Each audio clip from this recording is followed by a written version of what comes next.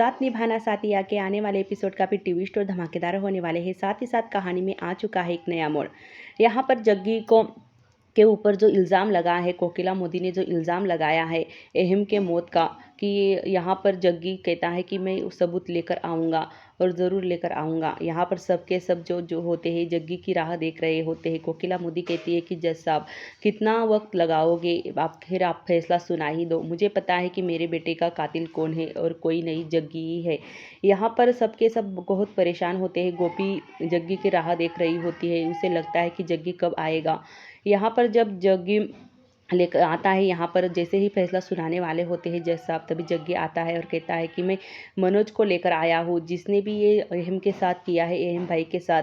तभी यहाँ पर जग्गी जो धर्म होता है वो कहता है कि जग्गी तुम्हारी डिक्की में तो मनोज नहीं था, गाड़ी में तुमने तो कहा था कि मुझे गाड़ी के डिक्की में मनोज है, पर वहाँ तो कोई भी नहीं था। यहाँ पर कोकिला मोदी कहते हैं कि ये बातों को घुमा रहे हैं जज साहब, अब आपके सामने मुजरिम खड़ा है, दो उसे सज़ा। तभी यहाँ पर जज कहता है कि आपके पास कोई सबूत नहीं है और आपके खिलाफ जो गवाह है, मतलब उससे साबित होता है कि आपने ही यह मोदी का एक्सीडेंट करवाया था। पर जग्गी यहाँ पर मायूस हो जाता है, उसे लगता है कि मैंने तो मनोज को लेकर आया था, फिर आखिर वो गया कहाँ। तभी यहाँ पर कोकिला मोदी काफ़ी गुस्सा हो जाती है और जो धर्म होता है वो एकदम से सोच में पड़ जाता है। यहाँ पर जो गोपी होती है, गोपी और जग्गी की माँ और उर्मिला मामी, वो काफ़ी परेशान हो जाते हैं कि आखिर कोई सबूत क्यों नहीं है, जग्गी को कैसे हम बचा सके, इस मुसीबत से कैसे निकाल सके। तभी यहाँ पर कोकिला मोदी जग्गी जो होता है कोकिला मोदी से कहता है कि मासी मुझे पता है कि मनोज नाम का आदमी है और उसी ने ये सब कुछ किया है, आपको मेरे बात पर भरोसा नहीं है क्या। यहाँ पर कोकिला मोदी कहती है कि नहीं जज साहब, इस इंसान पर मुझे रद्दी भर भी भरोसा नहीं है, आप जल्द से जल्द अपना फैसला सुनाओ और ये केस बंद करो। यहाँ पर जो गोपी होती है वो समझाने की कोशिश करती है कि माँ जी आप इतनी जल्दबाजी क्यों कर रही हो, जग्गी ने ऐसा कुछ भी नहीं किया है, फिर भी आप उस पर इल्ज़ाम लगा रहे हो। कोकिला मोदी जो होती है गोपी से कहती है कि तुम चुप हो जा, मैं तुझसे बात नहीं कर रही हूँ। यहाँ पर सब लोग एकदम से हैरान हो जाते हैं कि आखिर सबूत ना होने पर यहाँ पर जग्गी को ही सज़ा मिलेगी।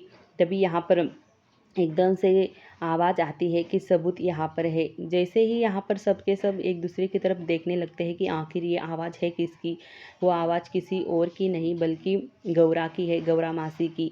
यहाँ पर जो उर्मी उर्मिला मामी और जग्गी की माँ जो होती है वो आंखें फाड़ कर देखने लगती है कि आखिर ये अचानक से यहाँ पर कैसे आ गई। तभी यहाँ पर जो सबके सब होते हैं वो गौरा की तरफ देखने लगते हैं और गौरा की इसमें कोई ना कोई चाल है, इसी वजह से तो ये यहाँ पर कोर्ट में आई है। तभी यहाँ पर गौरा कहती है कि जज साहब मुझे मनोज मिल चुका है, यहाँ पर मुजरिम आपके सामने खड़ा है। तभी यहाँ पर जो गौरा कहती है, गौरा की तरफ गुस्से भरी नज़रों से कोकिला देखती है। कोकिला सोच में पड़ जाती है कि आखिर ये यहाँ पर क्यों आई और किस मकसद से आई है। यहाँ पर गौरा कहती है कि जज साहब मैं और आ रही थी ना गाड़ी से, तो तभी यहाँ पर जग्गी के गाड़ी की डिक्की से एकदम से एक आदमी गिरा, मुझे लगा था कि कोई और है, पर उसे श्रवण ने पहचान लिया था और उस श्रवण ने कहा कि यही मनोज है और इसे हम पकड़ कर लाए हैं। तभी यहाँ पर जो मनोज होता है वो अपना गुनाह कबूल करता है और कहता है कि हाँ मेरे ही ट्रक से अहम का एक्सीडेंट हुआ था और मैं ही उसका मुजरिम हूँ। तभी यहाँ पर जो जज साहब है वो फैसला सुनाते हैं और कहते हैं कि हाँ आखिर जो जिसने भी ये गुनाह कबूल किया है हम उसे ही सज़ा देंगे। तभी गौरा बताती है कि कैसे ये हमें मिला और कैसे हम इसे पकड़ कर लाए और कैसे इसने मतलब भागने की कोशिश की थी।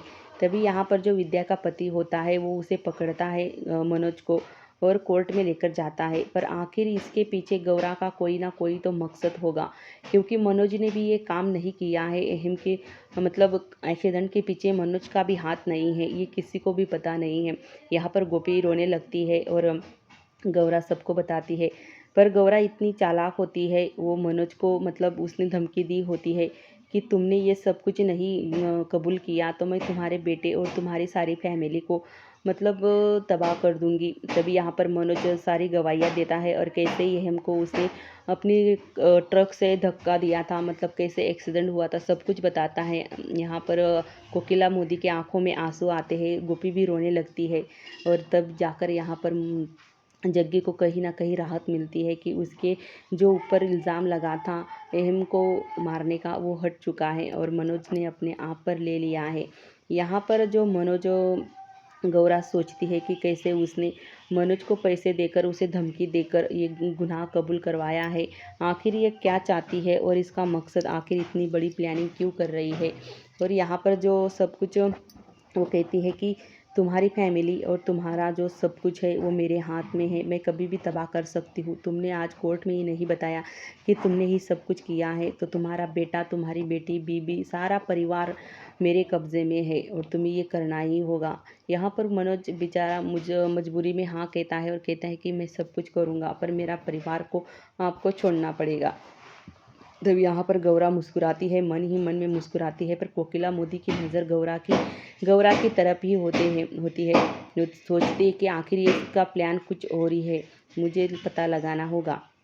सबके सब बाहर आते हैं, कोर्ट के बाहर जग्गी यहाँ पर सबसे मिलता है और कोकिला मोदी की तरफ देखता है। कोकिला मोदी काफ़ी मतलब उदास होती है, उसके चेहरे पर मायूसी छाई होती है कि वो क्या करे अब। यहाँ पर सबके सब माता रानी की मतलब कृष्ण भगवान के प्रार्थना करते हैं, कहते हैं कि आखिर कृष्ण भगवान ने हमारा जग्गी को बचा ही लिया। तभी यहाँ पर जो गोपी होती है वो गौरा मासी से माफ़ी मांग कहती है कि हमें मतलब आपने जो हमारे लिए किया है, बहुत बड़ा काम किया है, आपके हम इसे एहसान कभी नहीं भूलेंगे। तभी यहाँ पर जो गोपी होती है कोकिला मोदी की तरफ देखने लगती है। उधर कोकिला मोदी जो होती है गौरा की तरफ ही देखी जा रही होती है कि गौरा यहाँ पर क्यों आई। यहाँ पर अचानक से जग्गी जो होता है कोकिला मोदी की चप्पल लेकर आता है, कोकिला मोदी के सामने रखता है और कहता है कि मासी अब तो पहन लो अपनी चप्पल, अब तो मैंने तो नहीं किया है ना ये सब कुछ। अपने तो कोर्ट ने भी साबित कर दिया है कि ये सब कुछ मैंने नहीं किया है, फिर भी आप मुझसे इतनी गुस्सा क्यों हो। कोकिला मोदी 2 कदम पीछे जाती है, यह सॉरी जग्गी की तरफ देखती है और 2 कदम पीछे जाती है और फिर वो चप्पल पहनने के लिए आगे बढ़ती है।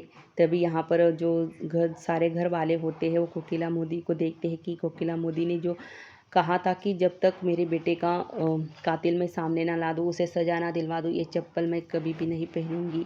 तभी यहाँ पर कोकिला मोदी चप्पल पहनती है और जग्गी समझ जाता है कि कोकिला मासी ने उसे माफ़ कर दिया है और सारे जो लोग होते हैं वहाँ यहाँ पर मुस्कुराने लगते हैं।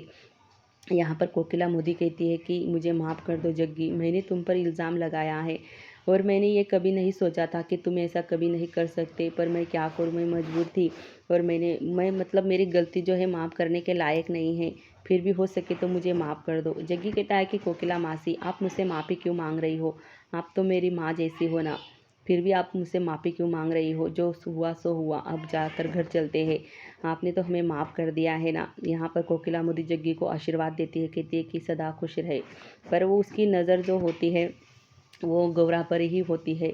यहाँ पर गोपिला मोदी गोपी को भी माफ़ कर देती है और कहती है कि हाँ गोपी, तुम जीत गई और मैं हार गई, क्योंकि मैंने तुम पर बहुत बड़े इल्ज़ाम लगाए हैं। और यहाँ पर गोपी कहती है कि नहीं माँ जी, आप माफ़ी मत मांगिए, क्योंकि हमारा परिवार ही तो हमारी एक ताकत है और हम एक दूसरे से कभी अलग नहीं हो सकते। तभी यहाँ पर गोपी कहती है कि माँ जी, हमें अब घर चलना चाहिए। यहाँ पर गोपी कहती है कि माँ जी, आप ऐसे हाथ जोड़कर मुझे शर्मिंदा मत कीजिए, क्योंकि गलती हर किसी से होती है और आपकी गलती नहीं है। यहाँ पर सबके सब काफ़ी खुश होते हैं, घर आते हैं। कोकिला मोदी जग्गी से कहते हैं कि जग्गी, आज की आरती तुम करोगे अपने हाथ से। जग्गी यहाँ पर बड़ी खुशी खुशी आरती करने लगता है। यहाँ पर कोकिला मोदी कहती है कि आज मुझे बड़ा सुकून मिला है कि मेरे बेटे का कातिल मिल चुका है। यहाँ पर जग्गी सबका आशीर्वाद लेता है। तभी यहाँ पर सबके सब चले जाते हैं, पर कोकिला मोदी जो होती है जग्गी के सामने हाथ जोड़कर खड़ी हो जाती है। जैसे ही आरती होती है, यहाँ पर जग्गी के आंखों में आंसू आ जाते हैं। यहाँ पर कोकिला मोदी जो होती है कहती है कि कृष्ण भगवान हम सबको आशीर्वाद देंगे कि हम सब लोग इकट्ठा रहेंगे और एक दूसरे का कभी साथ नहीं छोड़ेंगे। अभी यहाँ पर सबके सब जो घर वाले चले जाते हैं आरती करने के बाद, पर कोकिला मोदी जो होती है जग्गी को कहती है कि जग्गी, मैंने जो किया मेरे गुनाह का कभी मुझे मतलब माफ़ी नहीं मिलनी चाहिए थी, पर तुमने मुझे माफ़ कर दिया। मैंने तुम पे कितने इल्ज़ाम लगाए, कितना कुछ तुमसे कहा है, कितनी कठोरता से मैं तुम्हारे साथ बर्ताव करती आई, पर फिर भी तुमने मुझे माफ़ कर दिया। तभी जग्गी कहता है कि मासी देखो, गलती करना और गलती को माफ़ करना ये तो बड़ों का काम है। तो आप तो मैंने भी कुछ गलतियाँ की थी, पर हाँ, मैं गोपी से बहुत प्यार करता हूँ। और तभी कोकिला मोदी कहती है कि क्या तुम मेरी गोपी को हमेशा खुश रखोगे? तुम बहुत प्यार करते हो ना गोपी से। यहाँ पर जग्गी कहता है कि बहुत प्यार नहीं, मतलब बहुत ज़्यादा प्यार करता हूँ मैं गोपी से। और हाँ, उसे कुछ कहने जाऊँ तो उसके आंखों में नल लगे हैं ना, वो बार बार बहने लगते हैं, इसी वजह से मैं उससे ज़्यादा कुछ नहीं कह सकता। तभी कोकिला मोदी वहाँ से जाने के लिए ही निकलती है, तभी यहाँ पर सामने खड़ी हो जाती है गोपी। गोपी यहाँ पर गुस्से भरी नज़रों से कोकिला मोदी की तरफ देखने लगती है और कहती है कि माँ जी, आपने तो जग्गी से कह दिया कि गोपी से बहुत प्यार करते हो, पर मेरा क्या, मैं क्या करूँ? मेरे दिल और दिमाग से येहम जी जाते ही नहीं है, और मैं येहम की जगह किसी और को नहीं दे सकती, और ना ही किसी और का अपना पति मान सकती हूँ, क्योंकि येहम जी ही मेरे लिए सब कुछ थे और रहेंगे और हमेशा ही रहेंगे। मेरे दिल में अभी भी येहम जी है, और उनकी जगह कोई नहीं ले सकता, और मैं उनका थान किसी को दे नहीं सकती। कोकिला मोदी गोपी को समझाने की कोशिश करती है, पर गोपी जो होती है कहती है कि नहीं माँ जी, मुझसे ये नहीं होगा, और ना ही मुझसे, मतलब ये मैं किसी की बात नहीं मानूंगी। पर यहाँ पर जो जग्गी का मुंह जो होता है उतर जाता है गोपी की बात सुनकर, कि गोपी ऐसा क्यों कह रही है। यहाँ पर हमें जो दिखाया गया है सब कुछ, यहाँ पर हम ऐसे ही एपिसोड लाएंगे आपके लिए। ऐसे ही एपिसोड देखने के लिए आप हमारे चैनल को सब्सक्राइब कर लेना, और वीडियो अच्छा लगे तो लाइक कर देना, और हाँ, अपनी प्यारी सी कमेंट ज़रूर छोड़ के जाना।